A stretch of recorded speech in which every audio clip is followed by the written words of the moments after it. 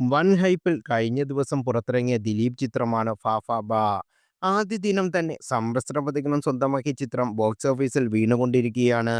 ദിലീപിന്റെ തിരിച്ചുവരവെന്ന് ആരാധകർ അവകാശപ്പെടുന്ന ചിത്രം കൂടിയായിരുന്നു ഫാഫാബ. എന്നാൽ കേസിന്റെ വിധി വന്നതിന് ശേഷം തിയേറ്ററിലെത്തിയ ചിത്രത്തിന് പല രംഗങ്ങളും ഇതിനോടകം ചർച്ചയായി മാറി. ചിത്രത്തിലെ സ്ത്രീ കഥാപാത്രത്തെ ദിലീപിന്റെ കഥാപാത്രം കിഡ്നാപ്പ് ചെയ്യുന്ന രംഗവും അതിനുശേഷം രംഗവും വലിയ രീതിയിൽ വിമർശനത്തിന് വിധേയമായിരിക്കുകയാണ്.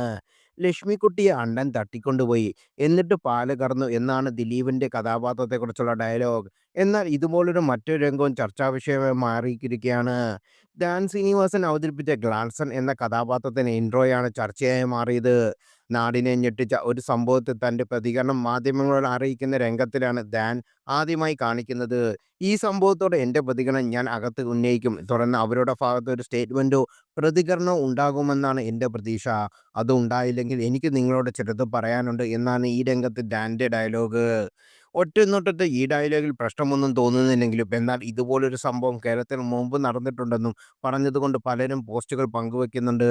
നടിയെ ആക്രമിച്ച കേസിൽ ദിലീപിന് പങ്കുണ്ടെന്ന വാർത്ത വന്നപ്പോൾ നടൻ പൃഥ്വിരാജ് ഈ വിഷയത്തിൽ തന്റെ നിലപാട് വ്യക്തമാക്കി.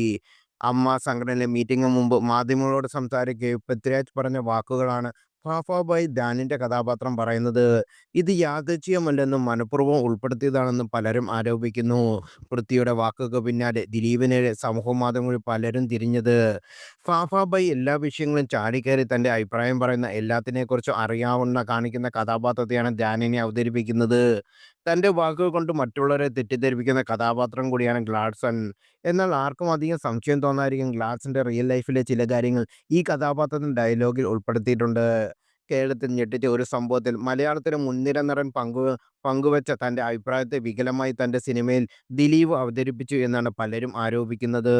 ഇത്രയും തരം താഴ്ന്ന പ്രവൃത്തികൾക്കായി സിനിമ ഉപയോഗിക്കുന്ന ദിലീപിനെതിരെ പലരും കമന്റുകൾ പങ്കുവെക്കുന്നുണ്ട്. ദിലീപ് തന്റെ നിലവാരം കാണിച്ചു, കേസ് ഒഴിവാക്കിയപ്പോൾ തന്നെ തനിനിറം കാണിച്ചു എന്നിങ്ങനെ പോകുന്ന കമന്റുകൾ. നടിക്കെതിരെ ആക്രമണം ഉണ്ടായ മുതൽ തന്റെ നിലപാടിൽ നിന്ന് പിന്നോട്ട് പോകാത്ത നടന്മാരിൽ ഒരാളാണ് പൃഥ്വിരാജ്. ഏറ്റവും ഒടുവിൽ കോടതി വിധി ദിലീപിനെ വെറുതെ വിട്ടപ്പോൾ താൻ അതിജീവിതയ്ക്കൊപ്പമാണ് എന്ന നിലപാടാണ് പൃഥ്വി വ്യക്തമാക്കിയതും.